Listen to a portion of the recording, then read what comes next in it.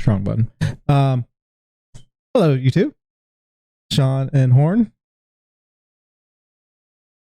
You guys can hear Hello. me. Okay. Cool.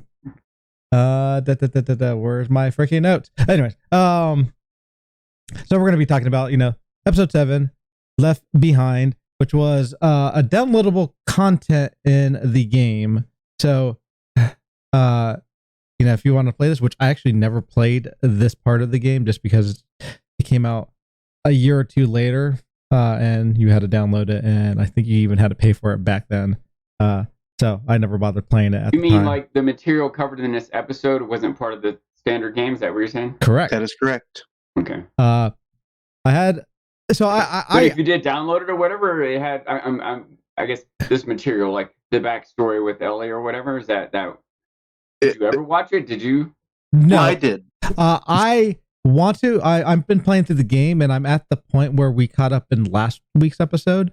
And this week I was going to dive into it, and when I play the game, because it's available now, because you can get it on PS4, and if you get the remastered version, which is the upgraded of The Last of Us, it comes with it for free. So I was going to play it, but I have not played it thus far. It was originally a downloadable, DLC downloadable content that was not free. Yeah, I didn't think it was free. I was pretty sure it wasn't at the time. Yeah, you had to pay $20 to get a code that you'd be able to redeem in-game and then be able to download it and play this extra story, which also gave a couple of online perks, but I didn't care about that. I just wanted to play a more good story because Last of Us was good. Now, you have to think about it. The game's like $50 or $60, and you get a full game paying $20. This is hitting like games back then, but I'm not going to play $20 for a game that you play a scene or something like that. This was back when games were like $40. Exactly. That's why I was like, anyways, that's why I never bothered doing this. So like that, I went into this blind. I had no clue. Well, Horn knew what he was getting himself into with this episode. He did tell me that this is kind of like this is the moment in the game where they tied it in to the story, the downloadable content. So it followed how they did it in the game theoretically. But overall, there was even more in the game, but this is a little segment, maybe the main segment. Yeah, correct. So yeah, it's one. I am curious about your overall of this episode, Sean. Overall, I liked it. I wasn't. Again, I don't want this to sound negative. I'm talking relatively. Yeah. Wasn't quite as impressed by this episode as I have been by some of the others. No, that's fair. But I liked it more than episode 2, which is the only one that I like. I want to say that I didn't like or it wasn't good. That's too extreme. I just think that it was like a 6, where all the others have been 8s and 9s. This one was like, 7 point something. Better than a typical 7. But not quite the solid 8s that the others have been. But that's a really good range for a TV show to go to that's be fair. 8, 6, 8, 9, 9, 8, 8, 7. Like that's a good track record. So fair. Horn, your overall of this episode? So for me, this was probably my lowest ranked episode. I think a 6 was generous, but this is also coming from knowing the content of the game. There were moments that I think this episode just did not do as well as they did it in the game. It was drastically less impactful. Impactful is the best word for it. Yeah. That's fair. I said, I was like Sean when I went into this, like I just didn't know what to expect, and I was actually disappointed a little bit. Now I knew this was downloadable content, so I wasn't. It's weird. Did you know before you started watching the episode? Like you say, you went into this blind. I went into not knowing the what this was going to actually cover.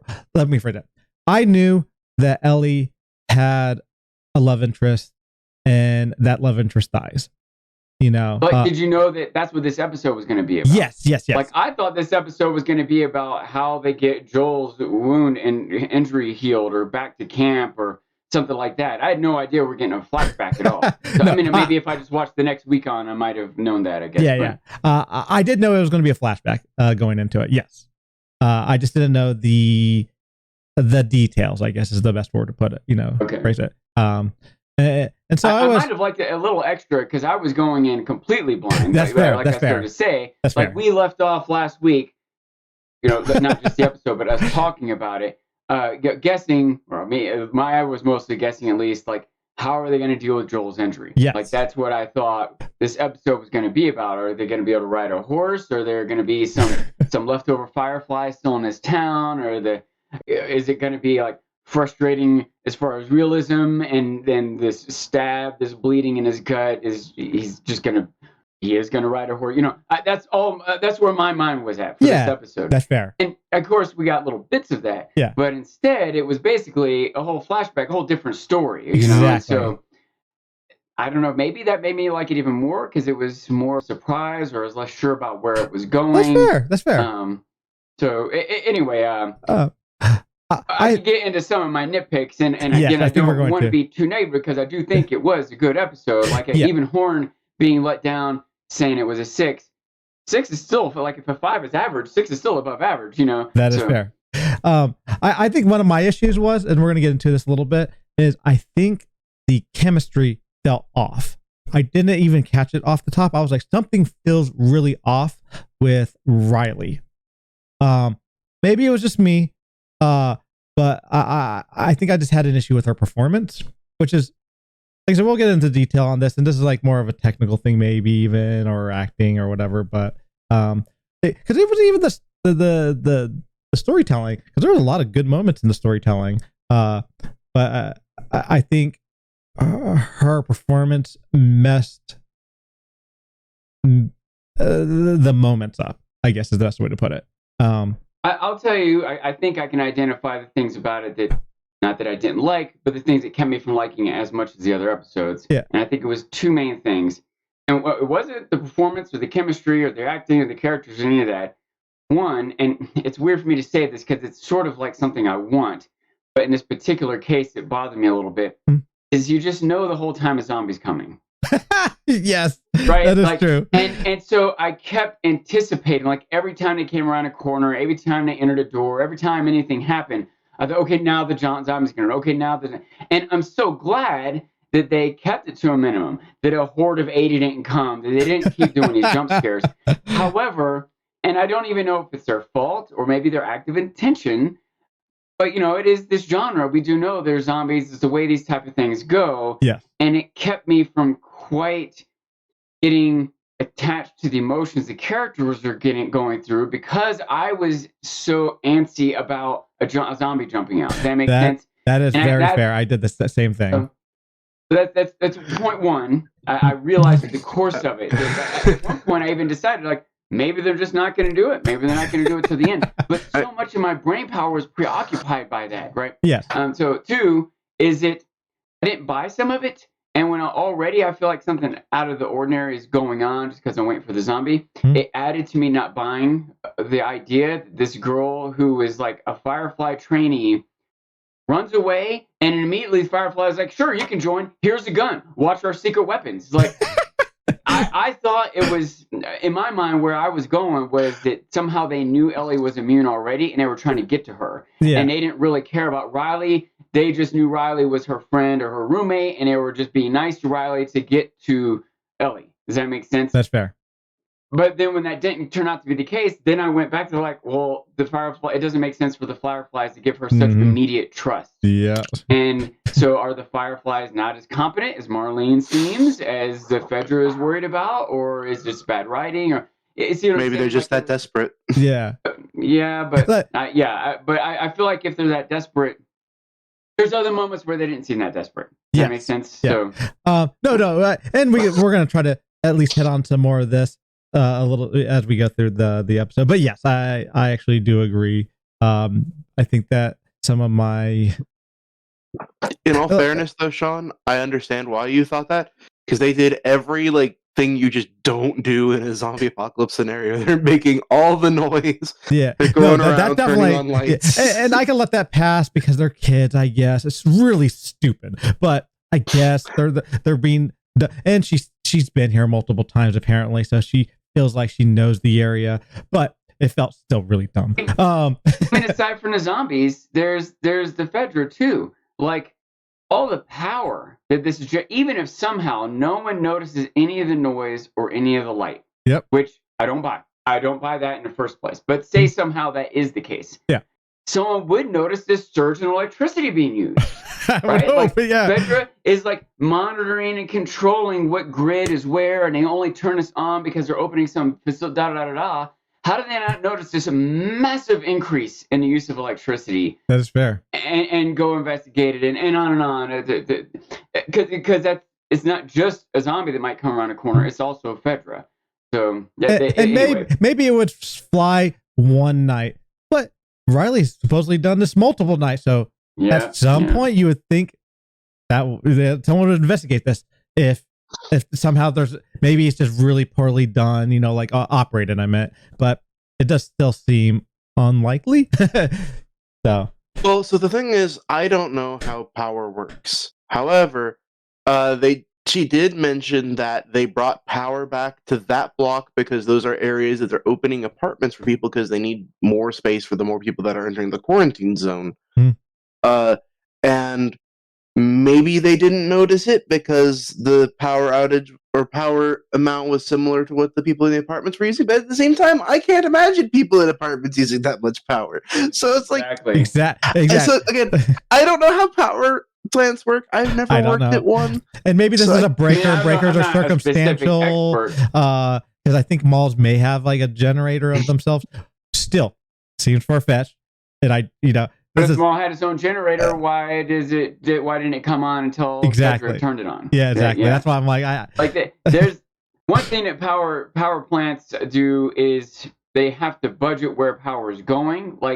Heat gets generated by whatever source is creating the power. Basically, power electricity is almost synonymous with heat. It's just heat that's transferred through electrical wires, Yeah. And it can be converted and hampered and et cetera. But a power plant, part of what a power plant does is measure and distribute how much heat is being generated by the power plant and where the power is being sent. And you can overload circuits. There's a million little details of how it works. It's not just like some building where someone presses one button and the whole city's power. Even if it was that simple, then why did they have to turn it on and off for some say? Anyway, I could go on and on. Exactly. I could just tell you it is not realistic. Exactly. To the point that it took me out of things a little bit.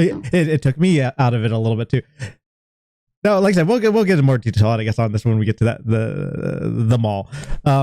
So let's start from the beginning. We start with Joel and Ellie. And there's a blood trail, through the ice, and then you get into a house, which, by the way, this is very similar to the game because they're in this suburban area, in a house. What's up? What's up? So in the game, actually, she starts off by going to a mall. For the DLCs, she goes into a mall and finds a military helicopter that crashed into the mall and was able to find a military medical kit. That's what she was able to use to patch up Joel with. Okay. So, yes, the game went immediately from him getting stabbed to them being in that house. But if we're talking about full DLC, before she patched him up, she did go to a mall, and that's where she had Joel hide while she found that medical kit to stitch him up. That was in DSC though, right? Yes. Okay. I'm referring to game. I'm sorry. I'm referring to game. I haven't played the DLC, so I didn't know that. That makes sense, I guess. But in the game, either way, I can see how the way they presented it here is efficient storytelling, right? Yeah, yes. It would have taken multiple scenes to go to a mall and to find a helicopter. The time on screen and the budget was greatly reduced the way they did it here. Yeah. Although I will say I'm still a little concerned how it's going to go next episode, just because you stitch up the surface wound, it's not like, oh, now I'm better. No, there's infection. My intestines weren't pierced. There's no internal bleeding. Like none of that. No blood has been replaced. Or no bacteria or whatever. Yeah, exactly. Yeah. I feel like he needs realistically it is maybe pills a step one or antibiotics, I guess is the word. Substance. You need alcohol, just basic alcohol to pour on the wound would be one thing. Yeah. Antibiotics, yes, at a minimum. That's assuming no organs were pierced. Exactly. Nothing from no bile from the liver and fluids from the intestines have leaked out into his system. He would just be poisoned to death. Yeah. But I didn't catch this. I don't know why the first time, but he was dragged on a sleeping bag with a rope behind the horse. That's how she got him. Because she got. Because I was like, how's she going to pick him up? She can't pick him up. She's. I did piece that together, and I was happy for that. Yeah, I was yeah. like, okay, that is something I can believe, and they presented it well. They didn't have to actually show her rigging that up and drag him. Exactly. You could just see they show like the drag marks underground and the horse laying there in the bag and all that. So okay, I can piece that together. Yeah. So, once again, elegant storytelling. Something that might have taken 5 minutes of screen time, they did in 5 seconds. Mm-hmm. Exactly. And she, and I like this. That like Joel's like, I'm dying. You need to go back to Chami. Like he still has a plan for her, even in this situation. He's like, but you're gonna be safe with Tommy. Go there. Leave me. Because I'm gone. Like he pretty much felt like he thinks he's dying. Whether he's dying or not. I mean, he looks like he's dying. But so she has to make a choice, and she goes, upstairs, and we hit that flashback. And we start off with Ellie getting bullied by a person named Bethany. I guess Ellie may not be like Bethany was like upset because she doesn't want to keep doing last because Ellie is underperforming in the training camp that they're at. So she kind of tells her you need to do this, and they get into a fight. And she meets with I think his name is Captain Quan, which I actually like the scene. You have an officer who, you kind of think of like officers or I'm sorry, the Fedra as like villains potentially. I mean, actually, beforehand, what did you think of Fedra before even this episode, Sean? Well, like any organization like that is going to have a range. It's not going to just be one way. Exactly. There are going to be some people in it who are bad and some people in it who are good. There are going to be some people in it who are oblivious or naive. They're young. They just join. They don't understand. There are going to be some who become corrupt over time. There are going to be some who maybe even have some bad in them and some good in them, like Joel. There are going to be some who are trying to do the right thing but have made mistakes in their past or forced into positions where there is no right thing to do, on and on and on. So it seemed like they were generally portraying them as bad. And so I do appreciate that this is the first time that we see some humanity behind a specific character. Mm-hmm. They hinted at that a little bit in Kansas City, too. They on some level, they wanted us to feel like Kathleen was being a villain, that all those people didn't deserve to be murdered with no trial. Right. Even if they were bad or had done some bad things, it's still not fair to assume that all of them are guilty and deserve the death penalty. Does that make sense? Exactly. And so I think this is a good example here with this soldier, this leader or whatever, trying to level with her. I think that character, he even knows, look, there's some crappy stuff going on, but you can find the best in it, right? And right now, Ellie, you're on the path for the worst in it. So please, I see potential in you. You can get something better out of this. And Ellie made that same point too, maybe inspired by Quan right there. She made that same point to Riley later on. She's like, look, we're the future. Right? We can be the leaders in the future to do things right, Exactly. I appreciate it because you get to see a human side of the Fedra versus they're just these villains. You bring up great points. And Ellie does change because in general, I feel like this goes around with all leadership. If you have a bad leader, you're probably going to have more negative / even corrupt employees. like I'm talking about like with businesses. And if you have a good leader, you're more likely to have better employees, people who want to strive, a leader who could basically lead them to a better success, So you could say more generically followers. Or followers, sorry. Your followers, Yeah. right. They could be students, they could be employees, Exactly. they could be soldiers or whatever, yeah. So I like that, and obviously that I'd be happy if I had like a captain like this, who could be at least real with me. He doesn't have to be necessarily like the nicest person, but at least if he's real and like, honest, I guess, So yeah, it was good. And obviously she chose, that there was a parallel between, I guess, the mug and the keys, and she chose the keys to better herself, to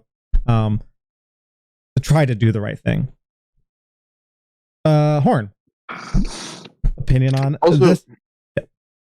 Can we just talk about how much they've put importance on cars in this season? He said cars? Think about it. The main goal for Joel in the first episode for leaving, for even doing this whole thing, was getting a truck to go see Tommy. Oh, yes. Then, when he goes to Bill, he gets a car. And they've kind of strayed away from it, but then, like, they come back to going back to the Boston QZ. It's between a mug or the keys to like a car or a building or whatever. Yeah. I thought that was just weird that keeps coming up. No, yeah. Basically, driving forward. Do you want to drive forward, or do you want to be left behind? You could maybe even say more generically transportation, or yeah. Maybe, I don't know. I'm not saying it's really big thematic or whatever. I just thought that was weird. You just noticed it. Yeah. That is interesting. So the next scene is Ellie in her room, and we get to see some of her stuff. Like she likes space, and I think there's like some posters with space, and like there's the Mortal Kombat poster, and there's her books. She has the no puns intended. This ought to be good, this ought to be good. Which is I guess the first volume, and then the Savage Starlight, comic books that we see in episode 5 with Sam. And it's like, really late at night, like 2 a.m. or something like that. And Riley comes in, and she's like really upset, because she thought she was dead. Riley was dead. And Riley's like, no, I'm a Firefly. Let me show you some stuff.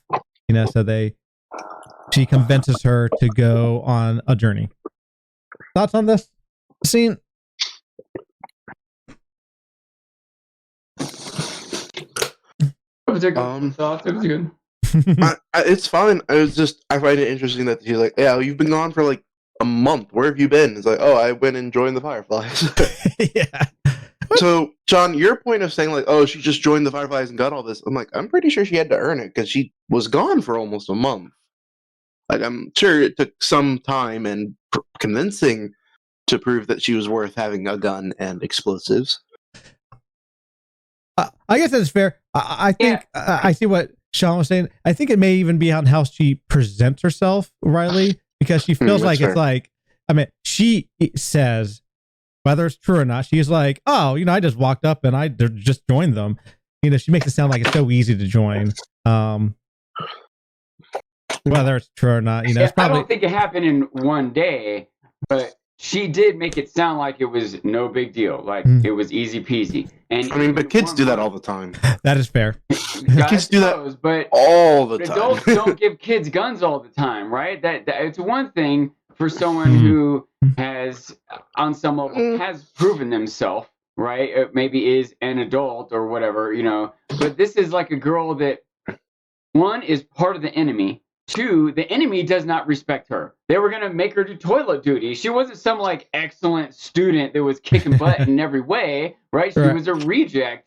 And so it seems like she might have been excited and willing to join them, but it seems like irresponsible to unrealistic for them to, even within a month, like maybe within a month, they might be like, well, okay, I guess maybe you can join us. But I guess maybe you can join us is different than here's a gun and our secret hideout.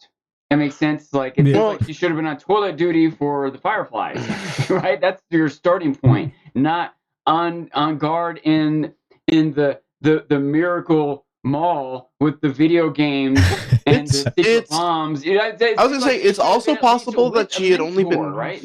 Yeah, I was gonna say it's also possible that she's only just been given that stuff because she's going to leave the quarantine zone the next day. Like she said, her mission was going down to Atlanta, I think it was. Yeah, Atlantic City or Atlantic City. Atlantic. Yeah, I have it somewhere in later notes. Atlanta Station or Atlanta? Yeah, the station. Yeah, the QZ, which I assume is Atlanta QZ. Yeah. So, and they have talked about the Atlanta QZ, I think in general, because it has something over there that's kind of important. I think. Walking Dead. Oh, gee, you're right. I agree, Warren. There are ways that you can explain it, but I feel like I have to stretch to find these ways. That's fair. That's fair. And I think that's kind of poor writing, you know. Yeah, no, it's part of what took me a little out, you know. Maybe that's why where I say about the chemistry. Well, not her performance a little bit, you know. It just felt maybe it's a combination of her performance maybe the actress had trouble conveying this information because she didn't believe it. If that makes any sense, you know, she was given an impossible task and did the best she could. Yes. And don't get me wrong, you know, they're trying to keep true to the game, and maybe the game was flawed in the first place, like this part of the game, you know. But there's like, we're just gonna chuck it up. We'll best explain as we can, but we're trying to get as close to this how the game was as possible, you know. And that's a tricky line, obviously, you know, to try to keep it true to the source material, but also be realistic, you know.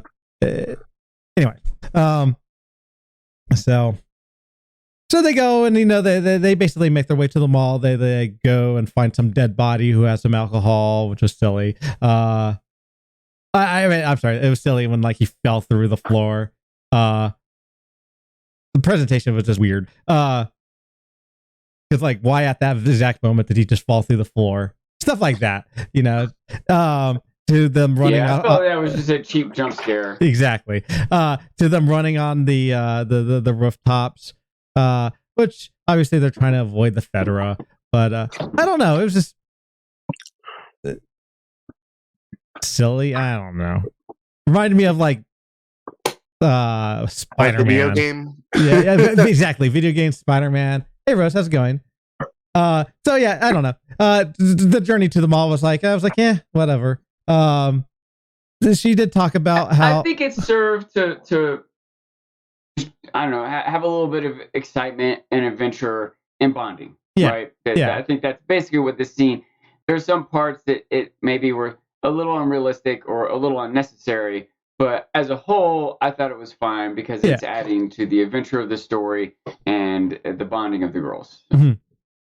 And I think she brings up that, you know, Ellie's defending Fedra while Riley is defending the Fireflies, you know, and they have a little bit of banter, you know, like blowing up stuff like, oh, you know, can you control who, you know, the Fireflies blow up, you know, if you have a bomb and they just blow up innocent civilians. She's like, no, we have that under control. And you're like, no, you don't, you know, how much control. And that, I feel like that was a theme, you know, how much do you really know? How much can you trust people? You know, it's not as black and white. The Fedra are not all evil, but the Fireflies are not all evil either. But they're not good either, and Fedra are not good. So I feel like that was like the much more interesting part to me was that dialogue between them. That I don't know. It's not exactly a moral dilemma, but their attempt to understand the moral dilemmas was way more interesting than like, oh no, someone fell through the roof. You know, can they jump across the buildings? You know, yeah. But I'm fine to have all that background excitement, if you will, to interject the conversation into. Yeah. I think it's fine. Fair. Obviously, they get to the mall. They turn on the power. She says, go down the hall, and you're going to be surprised. And I have to admit, as unrealistic I feel it is for the power to be turned on and all of that, Ellie's face was really cool. You know, like, she was like googly-eyed, like, oh my God, this is freaking awesome. And it was like visually, I guess, really cool, you know. But But, it was definitely visually cool. It was definitely, again, that was another thing that kind of like, I don't know about this with the, I don't know, the chemistry or the acting or whatever, but the idea of like, close your eyes or, that kind of thing. I'm rolling my eyes at that. Like, I feel like that's something you do to like 3-year-olds or something, not like teenagers. Yeah. Don't do that to you. I never, as a teenager, told one of my friends to close their eyes for a surprise, and maybe they're trying to make this romantic, but I had girlfriends. I didn't do that either. Maybe they wish I did. I don't know. I'm not sure. But regardless, even if it's a little contrived, it was still spectacular. Yes. It was a vision. I understand the idea that someone making a show and or making a game had this vision and they got it on screen and they maybe cheated their way to it as far as the writing goes, but in the end, the visual was pretty good. Yes. She gets to is it called an escalator? I should know this. Yeah. And they play some 80s song. I can't remember what it was. I should know this song because it was actually Take on Me. Yeah, that's it. And she's like going up and down the escalator. And honestly, this Ellie's personality, she would do this, I feel like she's like a kid at heart in a lot of ways and be silly. The scene go on a little child. Oh yes. What's interesting is the age gap between Riley and Ellie. Ellie is 14 years old. Maybe she has a birthday between this and when she meets Joel, so maybe she's actually 13 in this, but she's young. Riley is 17 in this. Yeah. Now, obviously, that's not a bigger deal in the long run, but when you're a teenager, I feel like sometimes that gap, like every year matters almost, So if it was a 17-year-old boy and a 13-year-old girl, exactly, the internet would be ablaze right now complaining about this episode. Absolutely. But the main goal of Riley at the mall is to show Ellie the 4 wonders. And so we go through each of the 4 wonders, and the first wonder they run across. Actually, before that, they're walking, down the mall, and this is kind of just an interesting thing, about like this apocalypse and all that. But there's some stores that are not touched, and other stores that are scavenged. Like people have taken it, and the most important thing usually is the necessity of the product. The item like food, clothes, shoes. Versus toys and they showed soap, which that's pretty funny. Lingerie, like that, no one needs that, in an apocalypse, really. Those are more luxurious things, if anything, in an apocalypse. I loved her comment of saying they took sneakers but not soap. Yep. Because we took soap so much for granted, I guess we do. And so, we wouldn't go for the soap.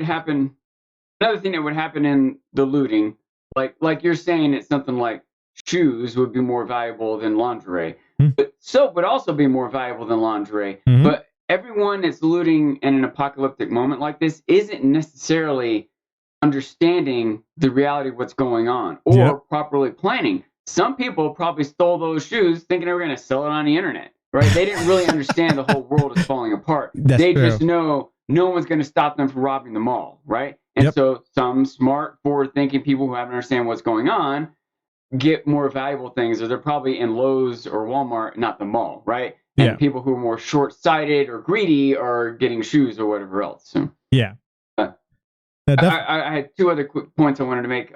Yes. That I did appreciate that scene with Ellie. I did want to run up the stairs backwards when I was 14 at the mall. I do think that was a good, realistic portrayal.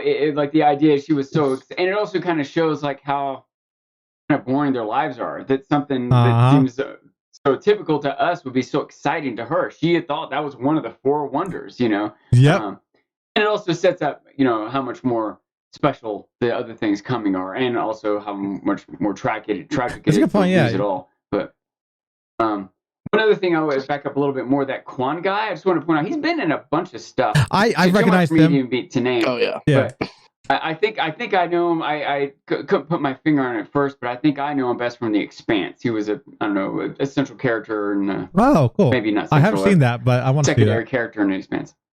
I highly recommend The Expanse out there for anyone and everyone. It's I don't think it's better overall than Star Trek, and that's a little unfair because Star Trek has so much material and was so pioneering. But it might be the best sci-fi show after Star Trek. I'd have to think about that, but just it's really, really good. Which one? Expanse. The Expanse. The Expanse. Yeah. I don't want to go on too much, but it's like in a not too far future where like a new engine's been developed so that we can travel. We can't go like light speed. We can't like go to the galaxy and stuff, but we're able to get around in our own solar system in like days instead of months. And so there's like a colony on Mars, and there's mining colonies out in the asteroid belts, and it's what's happening in the story is they're creating like these factions. There's people who out there in the mining belts who have their own culture. They've born there and worked there, but all the resources get sent back to Earth. And they're kind of like, hey, we're our own people. This should be our own stuff and our own lives. We shouldn't have to beg Earth for water, you know? And so there's this confrontation bubbling between these factions.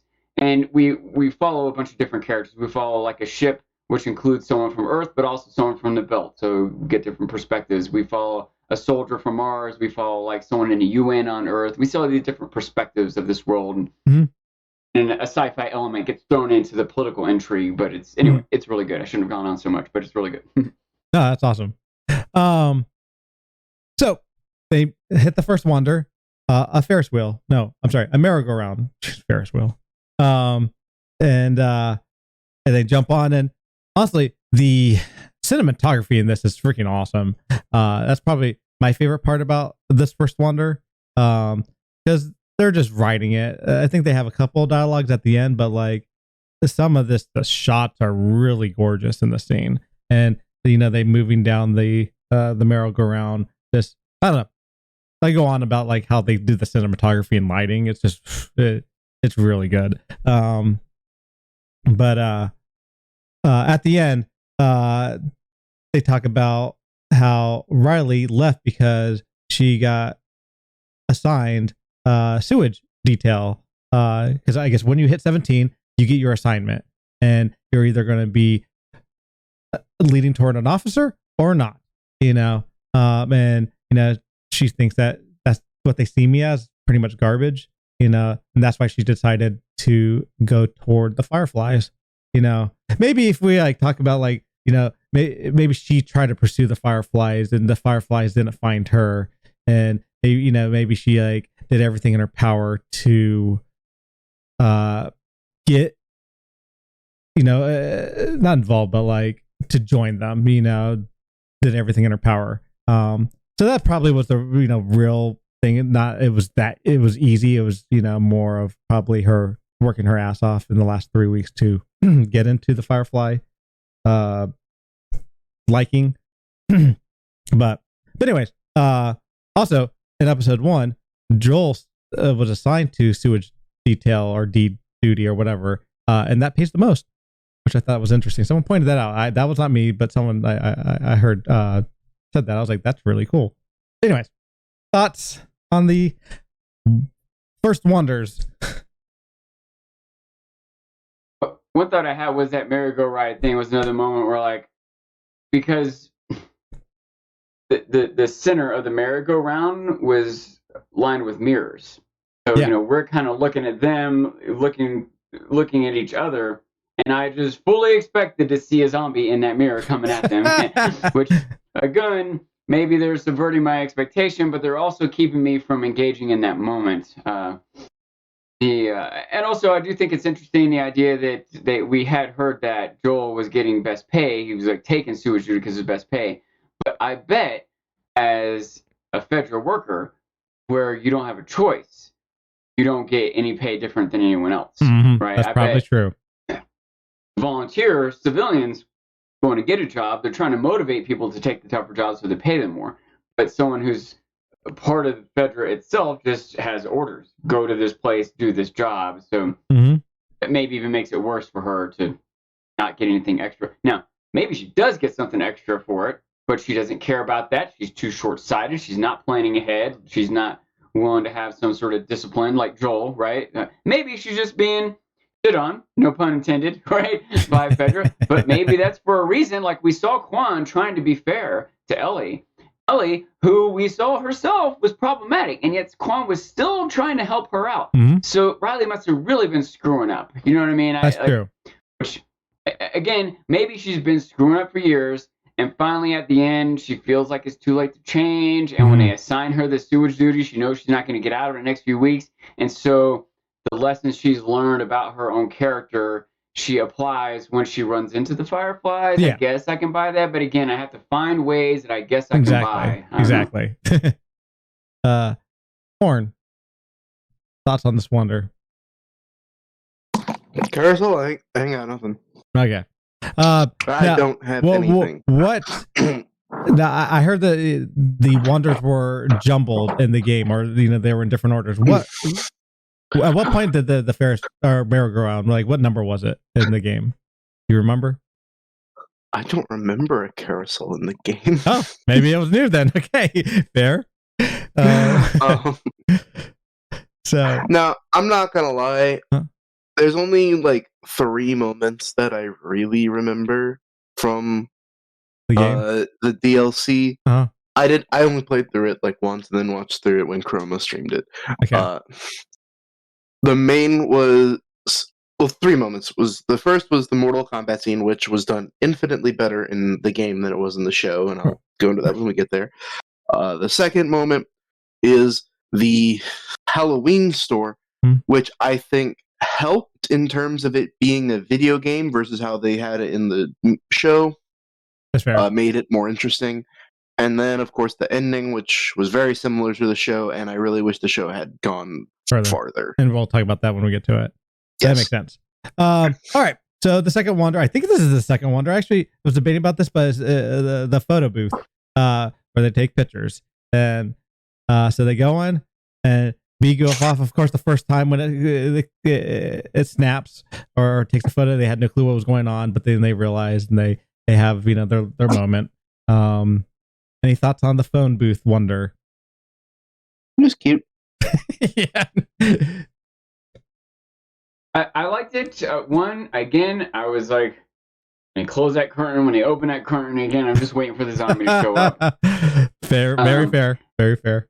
Although I did super appreciate that the film quality wasn't still intact. That was the detail I particularly appreciated. That was cool. The third wonder, and that's probably the big wonder, is I would have been freaking ecstatic, is the Raja's arcade area.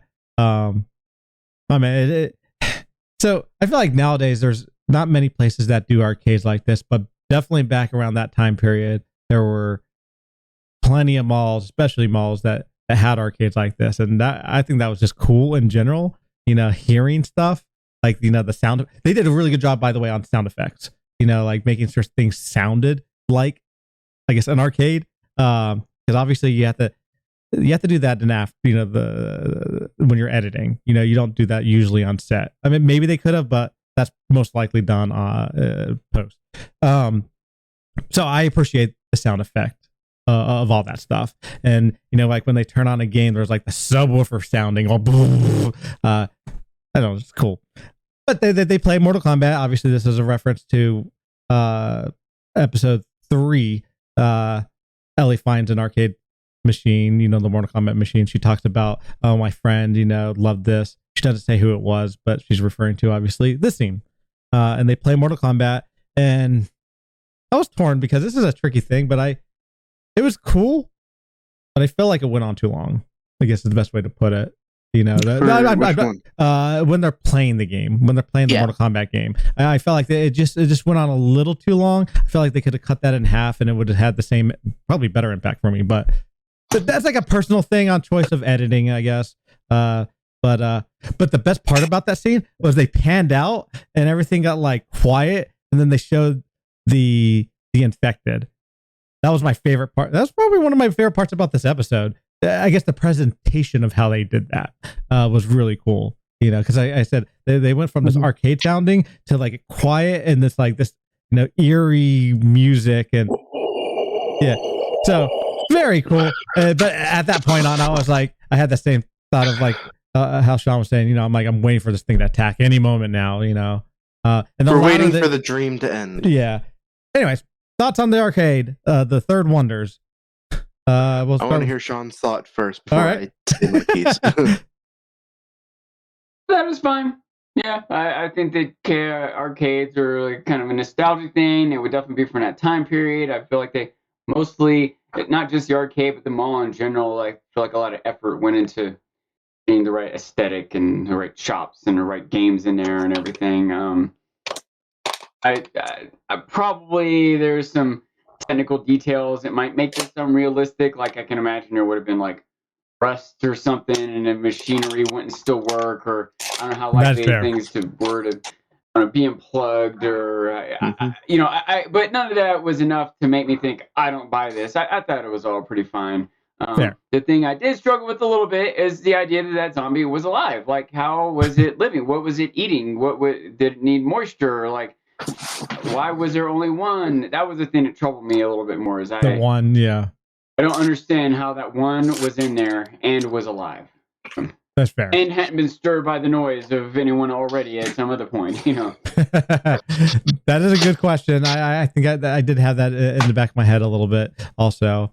Now, I think it survived through, by the way, and I could be wrong because I'm not sure 100% how this stuff works, but like through the mold or whatever the heck, the parasites in the wall kind of kept it alive, but it kept it stationary until it was awoken by sound. Now, why wasn't it woken by sound earlier? That's a great question. Like, I assume there was fireflies prior. There was bombs made, so there were people here. Why didn't they hear that? You can go on about like the noise. Riley's been in there practicing this game. Exactly. He got the machine open for the quarters, and also too, like keeping it alive. I just constantly think about that scene in episode 2 where they're approaching a building, and inside the building there was a pool of water, and there were others alive zombies. Yeah. On the outside of the building, they like stepped on like a fungal vine or whatever, and it crunched. And like, oh, it's dry. It's okay. I'm like, well, that dried out and made them not be worried. How was this one zombie in this arcade not dried out, right, or not attached to others, or no other zombies have gotten in here? It's like, this opens up all these questions that I can't quite make sense of. And like a lot of this episode and like a lot of episode 2, I just had to like, all right, fine, get on with it. You know. Now there's a chance that obviously, we have to think about nothing, but like almost make this up. But maybe it's not as old as we think. Maybe it's more newer. Like kind of like, remember in episode 1 when they went into a room? About that, except they had tendrils drawn all up the side of the walls. Like that doesn't happen in one day. It doesn't happen in one day, but it could happen in 3 weeks, I think. Like I said, I'm going back to episode 1 where they went into a room and there was a guy that was sucked into the wall almost. And Tess said that wasn't here before, which makes me think that maybe this happens a little faster. 3 days ago or 3 months and maybe ago. It was a firefly, I guess. Now, like I said, we have to think about that. It's not, and that's not maybe even, It's not told to us. We have to come up with our own conclusion. Yeah, about it, and we probably shouldn't. Have to do that in the first place. So, so yeah, but fair, very fair. On that, Sean. Now, cracked knuckles. It's time for me to rip into this scene. I did not like the scene. I thought it felt like it was a big kind of masturbatory thing towards Mortal Kombat itself. In the game, they came across the arcade cabinet, which wasn't working. And they're like, "Oh, we can't play the game." But she says, "Close your eyes and imagine this." And it's a moment of pure innocence and pure imagination of children, where she's kind of describing how the game would work. It's not Mortal Kombat. It's very much not. It's very much their own made-up game. But like, she's like, just imagine yourself playing the game and pushing buttons and moving the thing, and I'm going to describe what's going on. And it's a moment where like the sound in the background fades away while she's trying to imagine, and you see lights and colors, and you see her reacting to the things that are playing in her mind as she's pretending to play this game, and Riley's describing what her character is doing. I think honestly that would have been fantastic. not get into details, there's a scene in Last of Us 2 that is very similar, and it was so impactful on how they did that. So if they had done something like that, it could have been a very cool way of storytelling and a media like a show. I don't know your thoughts on that, Sean, but like imagining something versus actually seeing, especially goes back to the arcade thing. What Sean says, how are half these things working in the first place? I think that the sound, the nostalgia of it's freaking cool, but the reality is they probably wouldn't be working. So let's imagine this working. Would be cool. I probably would have been fine with that, but as you said that you thought the scene took a little too long, Horn. I don't think like the playing of Mortal Kombat. I don't think it lasted more than 30 seconds, maybe a whole minute. But for them to have this conversation and have her imagine and describe, that would have taken 2 or 3 minutes. Now it might have been worth taking longer for that more intimate moment, we'll say, and possibly more realistic. But I thought it was fine. Like, again, I wouldn't mind it going down the way you were describing or how it happened in a game or some other way. I wasn't bothered by the way that it was. Fair. That's fair. By this cattail on my face. So I assume there's a fourth wonder. I actually don't know if this is the fourth one. So she was actually about to leave at this point. She's like, okay, I'm done. I have to be responsible. Ellie says this, and she's about to leave. And Riley's like, wait, I have a present for you. And Ellie's like, I like presents. So they go to the food court, which I assume this is the fourth wonder. I actually don't know this 100% because they didn't specify this. They jumped to the fifth wonder out of nowhere, so that's why I assume this is the fourth wonder. But there's, a food court, and there's a Mexican place that they go be, over the counter and into the back where the cooking area is. And she gives Ellie a book, the No Puns Intended, Volume 2, which is the book that she reads to Joel in the show. So she obviously got it from Riley. And she finds out also that Riley has like pipe bombs, and I thought she made them, but then I realized she's just guarding it. But why is she guarding it? This is a pretty bigger deal unless there's multiple pipe bombs in the area. I'm talking about like the QZ, which I guess could also be. And there's like, as long as she just guards this, but is this like the station? I didn't know where their headquarters were, which I think their headquarters is where Joel met Marlene, which is like an apartment complex, I guess. Anyways, but overall, she's upset for obvious reasons, because she's like, you could blow me up with this. You could, you're being, the Fireflies are not who they really say they are. They're not like these goody two shoes. Basically, you have to kill people, and that's not always the best way. And I feel was like kind of the point of this. Thoughts on this scene? One, I agree. I don't think this is where the Firefly headquarters was at all. There would be more people and supplies and infrastructure or whatever around. And I sort of assumed that the headquarters was the place where they were holding Ellie, where Marlene and several other leaders seemed to be, where Joel went. That does seem like it would be the headquarters. If not the headquarters, at least some sort of, maybe they had some more secret headquarters in the basement, who knows, a couple thoughts. So she might be doing more than just guarding these pipe bombs. She might have used some of them already. That's fair. Or have been part of a plan to, or a lookout while someone else did, or something along that line. It probably wasn't as simple as she was just guarding them as her. Because for one thing, like, why do they need to be guarded? Right? They just leave in her, no one knows it's there, right? Like, that's a fair point.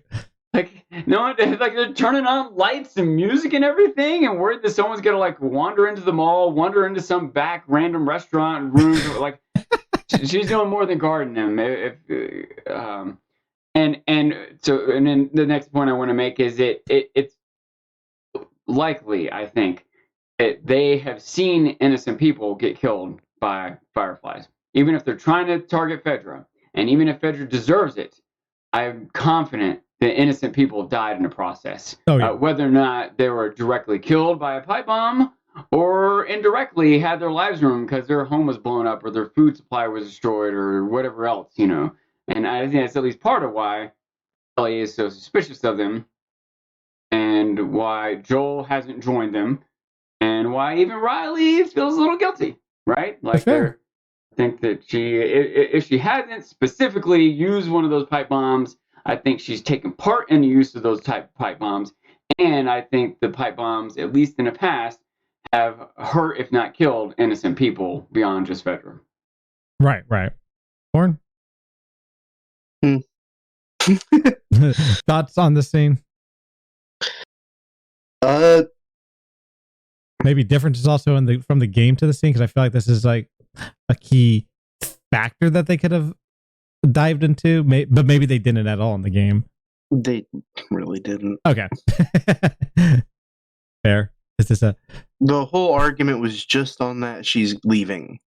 She only sought her out to spend time with her because she's leaving. That was pretty much the whole crux of the argument. Okay. That was so like I felt like this was a little better. Like that's fair. Yeah. It adds a little bit layer of interest, especially because it's like, oh well, you're killing people like me, who's in Fedra. Yep.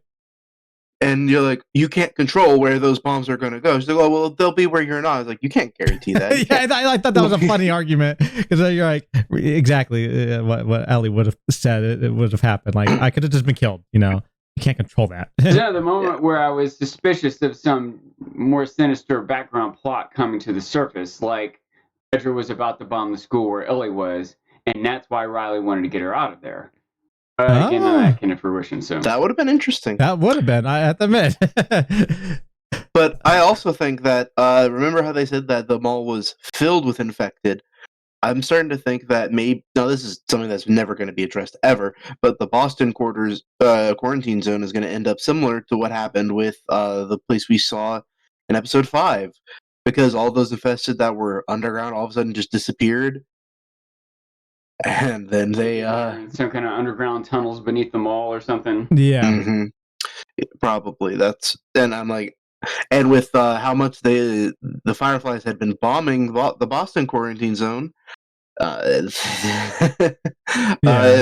come out being more the same. Likely to open up some tunnel or whatever. So yeah, basically like Joel and Tess and Ellie getting out of there may have been better, because we don't know this, but Boston could be destroyed in the next couple of weeks, months, half a year, depending on. Well, actually, Marlene's still there. We might see that.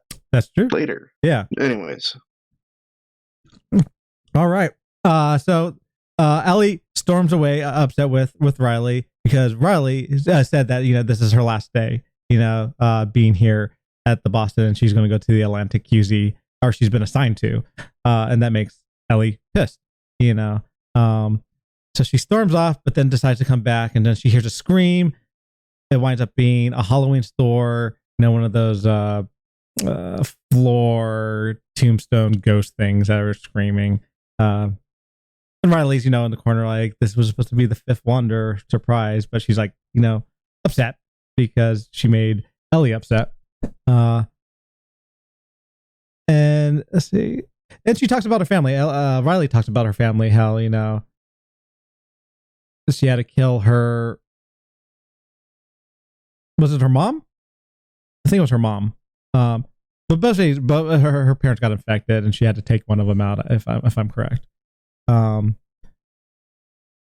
they get closer, and they put on loud music, which was ridiculous. I was like, oh my God, why are they doing this? And they put on masks. By the way, I think that was just an effect. It was just a Walkman the music was playing out of.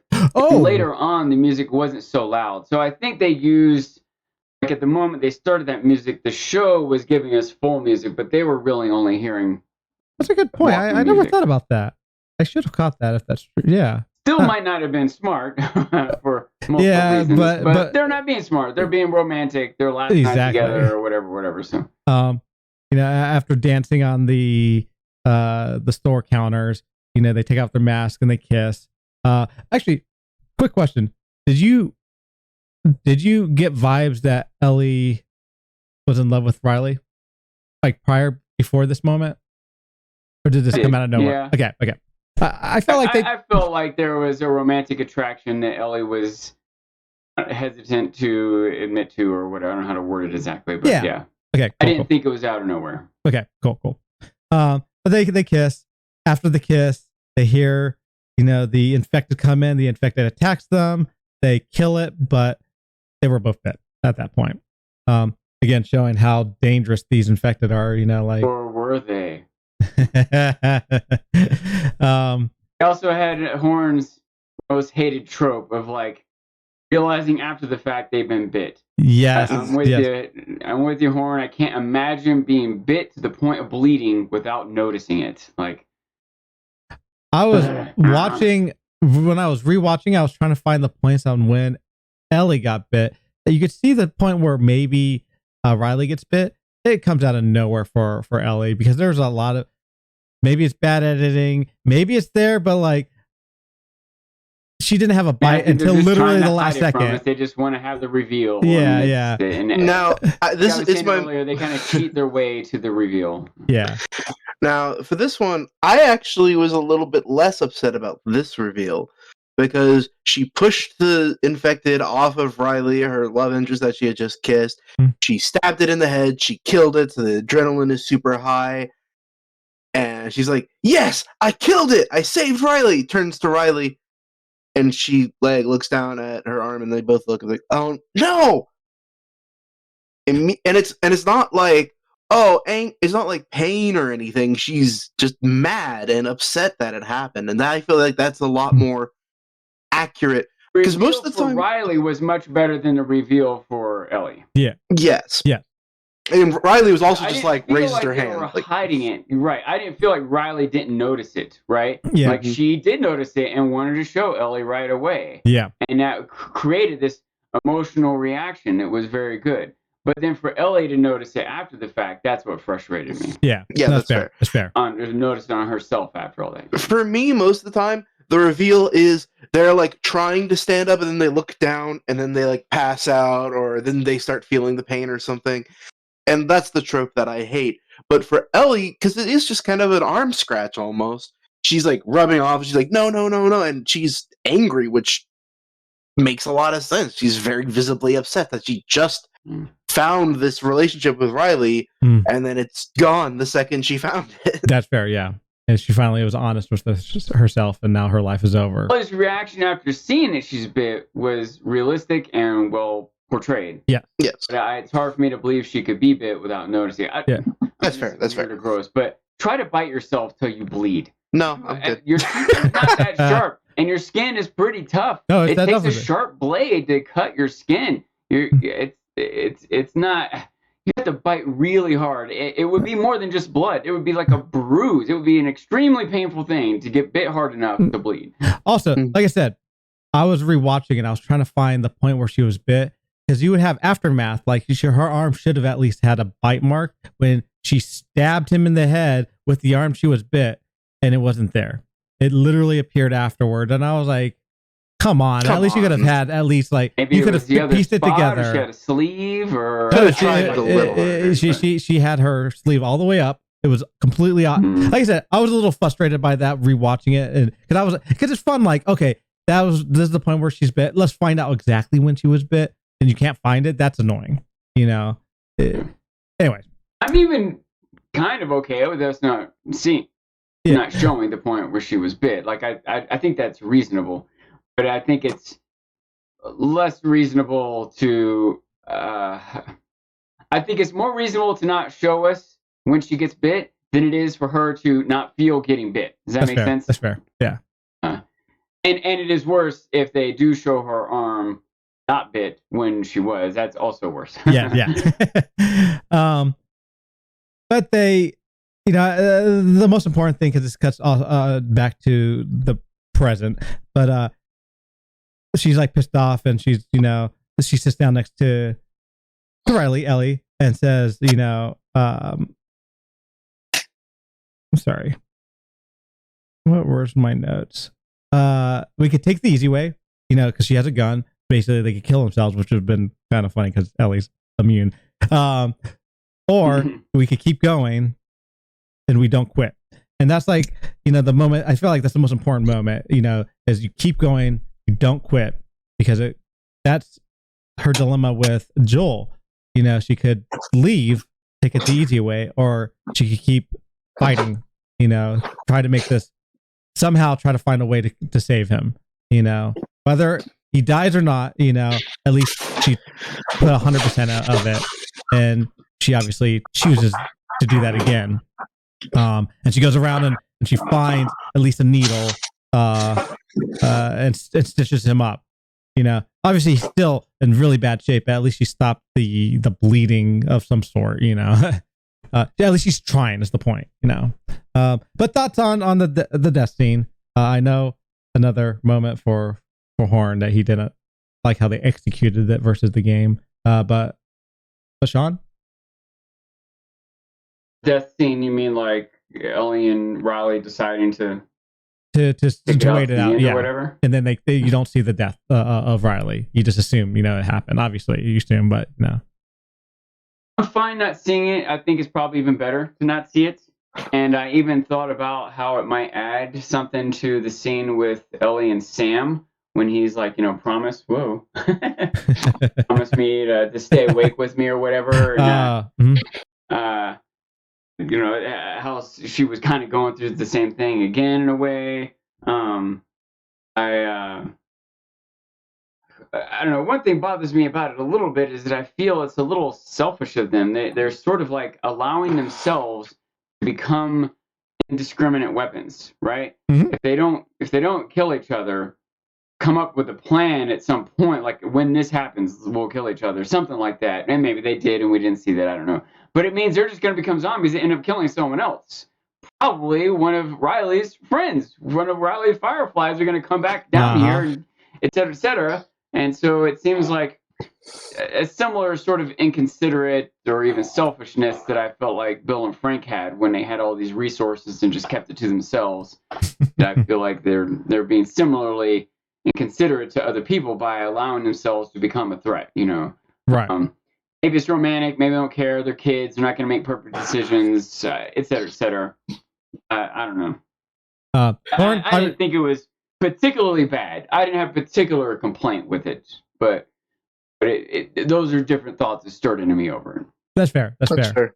I guess tell them the major difference on the game, because I remember you telling me this, and I was like, oh, okay. Now, this is where I was really hoping the show was going to go above and beyond where the game went. Because the show already showed us that it takes about 2 hours to turn from an arm bite. 2 to 4 hours for an arm bite is where the diagram showed in episode 1. So I'm sure that Riley would turn before a Firefly came upon them. So with that setup, I was really hoping we'd get to see. Well, I know it's really rude to say, oh, I really hope we get to see it. But the trauma of Ellie probably having to kill Riley. Yeah, and this is why I was wondering, and I was a little saddened because I thought this could have been a great moment for Ellie as or Bella Ramsey as an actress, you know, to portray, because she loves this character. And I mean, this is like a theme, obviously, in Walking Dead a lot, or a plot line, I guess, you know. But you know, if you're in Walking Dead, you know, if someone you died loves, what do? Do you kill it yourself? Do you let somebody else kill it? Do you let it live? Do you kill them before they even turn into this? Stuff like that. Someone you died loves. Okay. Someone you love dies. Yes. I knew what you meant, but it's just. But they also did hint that a little bit too when Sam was like, you know, are you still inside? You know, when someone is affected, are you still you inside? Mm-hmm. And that's a question that's yet to really been answered. You know, that's true. No, I think you're right about that. Is it? So it could have been a cool moment. It could have been a powerful moment. It could have been a really sad moment if we saw Ellie kill Riley.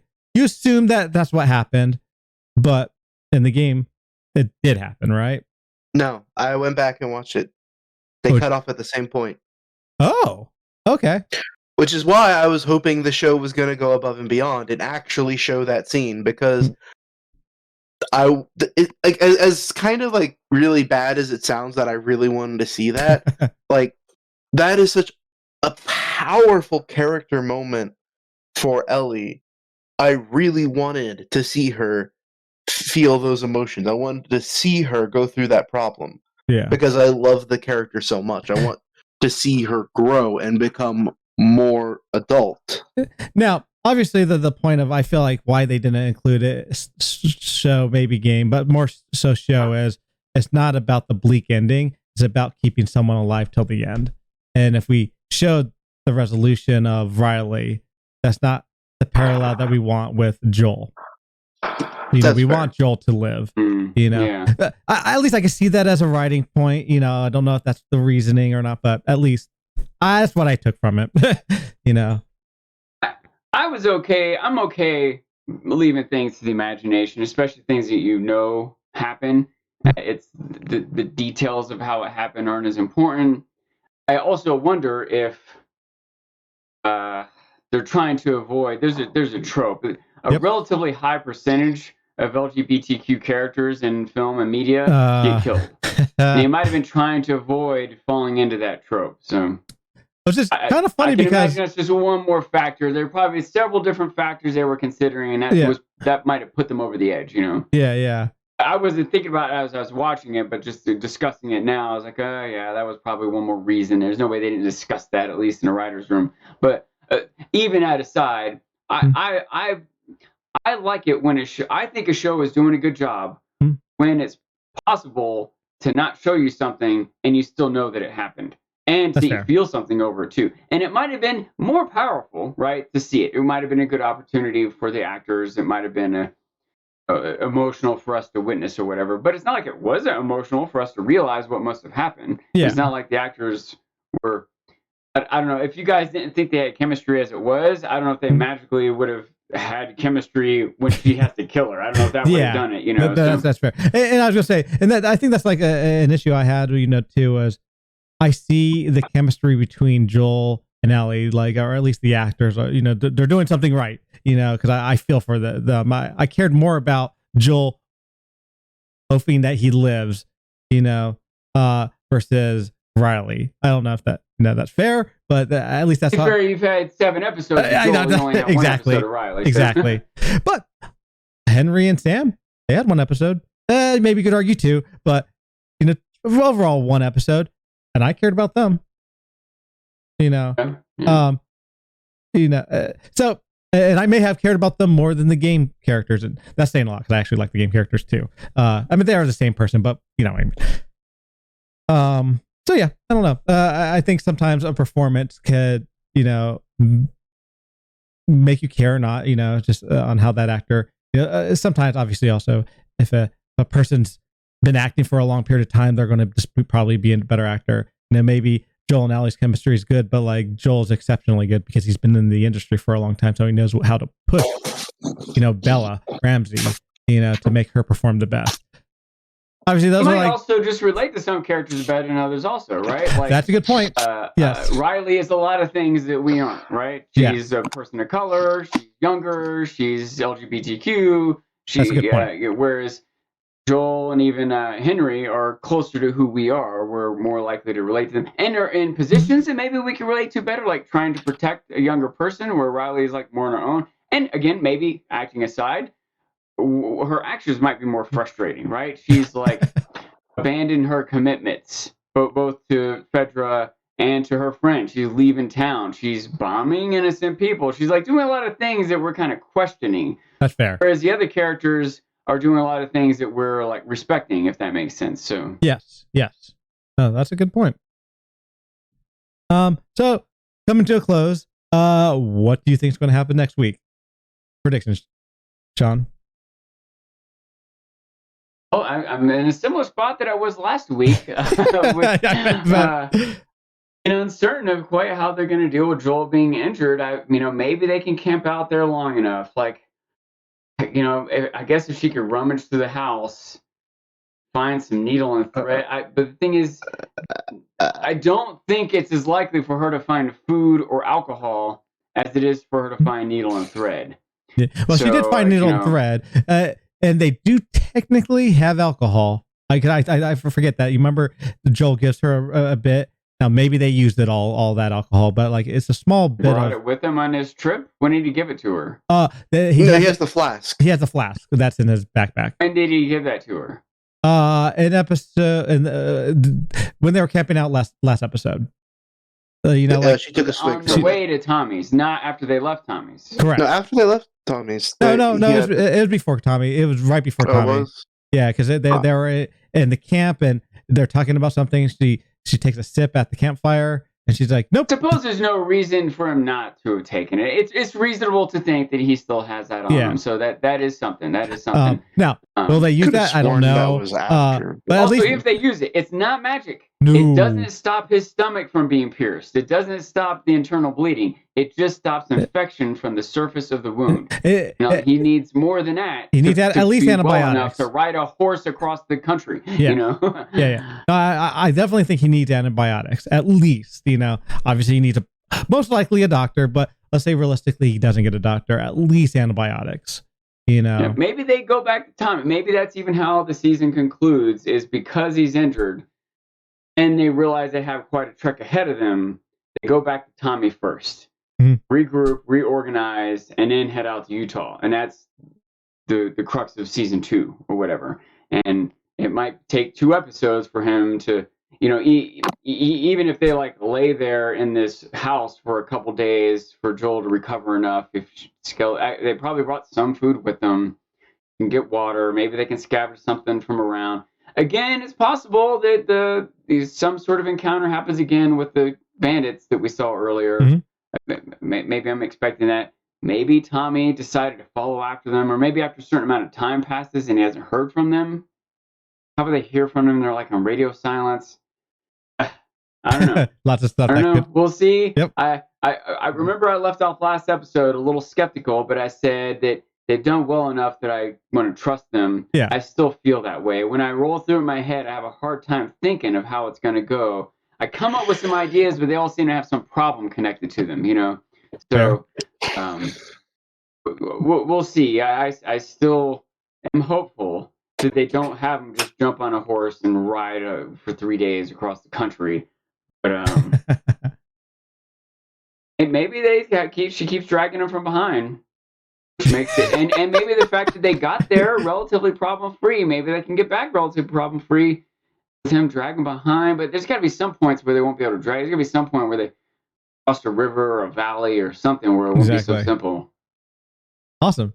Well, we will see. We'll see on Sunday. Oh, for us next week. But maybe the monkeys help them. That's a good point. You never know. Monkeys are pretty smart. Oh, that's neat. I just won a G Fuel giveaway. Oh, heck yeah. Any last words, Warren? I'm looking forward to these next 2 episodes. Oh, yeah. No, I personally am too.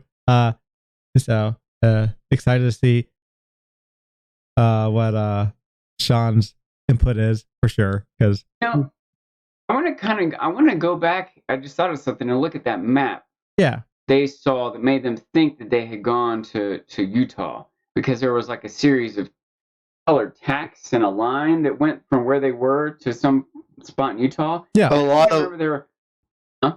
It was a map that showed a bunch of lines converging on there were other Salt Lake City. Tacks from other spots. Yeah. Were any of those lines coming from Boston? No, I don't think so. One was Los Angeles area or California. One was, I think, Texas. I think, and one. Actually, the last one is a good question. Actually, the last one is a good question. Maybe it was Boston. The more I think about it, I remember specifically 3, but I didn't pay enough attention. I didn't pause it. I didn't watch it a second time or anything. I think but one is coming from Boston. It opens up new options. Like Marlene gets there, girl isn't there. She says, "Well, she should have been on the way." And they send some kind of hunt party out. Yeah.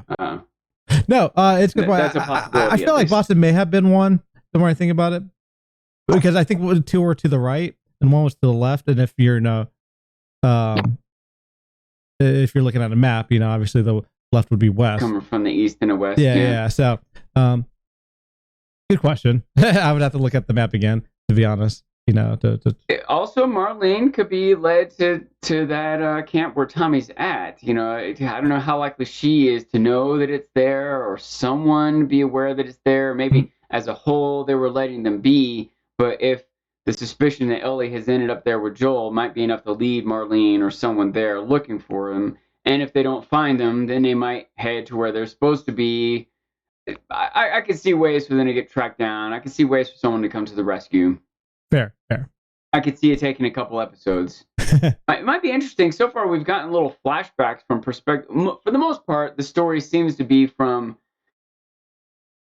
mostly Joel's perspective. Like we start off, technically we start off with a flashback to the TV interview with scientists. You know what I mean? So pointing out that it's clearly not completely from Joel's perspective. Yeah. But we start off mostly watching Joel. We see a flashback to him and his daughter and Tommy. And when the flash forward is still kind of sticking with him. But we saw that scene with Marlene where Joel wasn't there. He couldn't necessarily know what had happened in that scene. So it jumps around a lot, but it's mostly from Joel's perspective. Yeah. Second most from Ellie's perspective. Mm-hmm. But clearly we've had entire episodes that weren't from their perspectives. Yeah. Like Bill. Frank and Bill, for example. And most of this episode, Joel wasn't there for. And anyway. Point being, I wonder if we'll see something from Tommy's perspective or Marlene's perspective or some new character perspective that might lead into them being meeting or rescued with some other entity. So that's fair. Awesome. Well, I guess that will come to a close. And next week is episode 8, second to last episode. In Game of Thrones terms, that would be a big episode. I don't think it's the case in this, but maybe it is. Anyways, any last, I guess that's it. Sorry. So you all have a good night and we'll see you next Wednesday. Bye-bye. Bye-bye.